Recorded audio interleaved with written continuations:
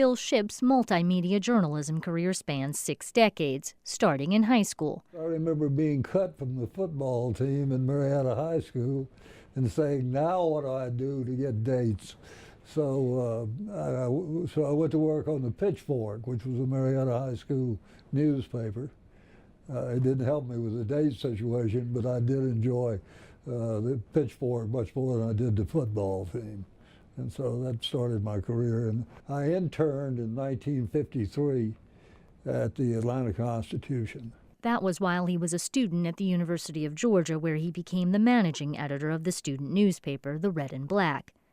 He had a number of critical words to say about Governor Herman Talmadge and the political boss at the time, Roy Harris, and the General Assembly. We were always saying critical things about people. He got kicked out of school for writing a column had to do with integration, I believe it was, and he was always sort of proud of that, and also a little teed off by the university. They suggested that I needed to probably quit the Red and Black. But that sort of tipped you off that Shipp was going to be controversial and courageous. He left Athens for the military and returned to the newspaper where he had interned because of its legendary editor and publisher, Ralph McGill, even though its rival wanted Bill Shipp too. I also got an offer from the Atlanta Journal, a better offer, paying more money, if you can believe it. I took the Constitution because of McGill's presence on the Constitution, and I thought he had far more influence. When he became state editor, he managed more than 100 correspondents around the state. It made it possible for me to call people and call sources that no one else ever thought about to find out what was going on, particularly in politics. He became an influential political reporter and editor. Bill, I believe, in the era from the mid-'70s to the early '90s, was probably one of 2 or 3 of the most influential journalists on the Atlanta and Georgia scene. He had an enormous impact on politics in Georgia.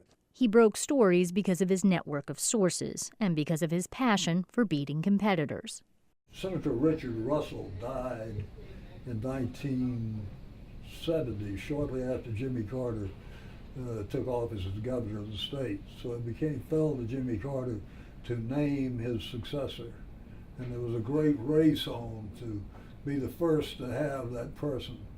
So I assigned a reporter named Terry Adams to wait the bushes outside the governor's mansion and tell me who came in the night before Carter was to make this big announcement. So Terry did his job and phoned back and told me that who was going to be the new senator. And no one believed it, including the Atlanta Journal, who published the wrong man the next day. And Bill in the Constitution got the scoop. David Gambrell became Richard Russell's successor, and I broke the story. It wasn't always lighthearted with Bill Shipp as an editor. Okay, I was terrified of Bill Shipp. He would yell and scream at the reporters way across the newsroom, in front of me, beside me, over me.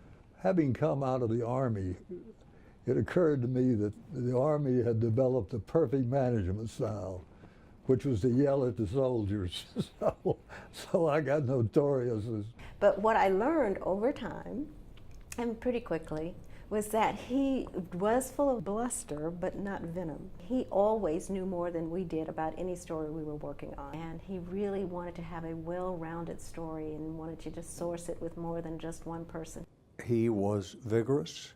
He was unrelenting. He dug for the truth.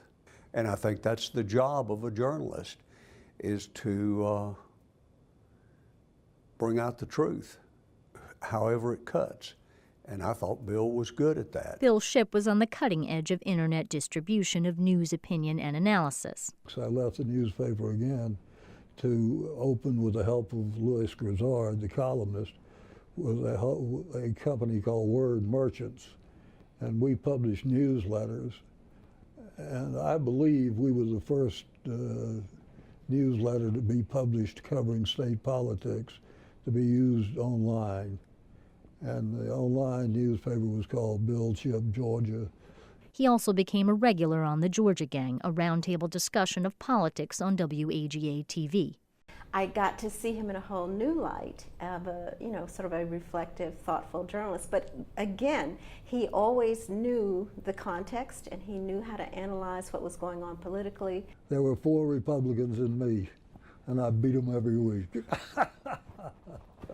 Bill Shipp, a founding member of the Atlanta Press Club, is in its Hall of Fame.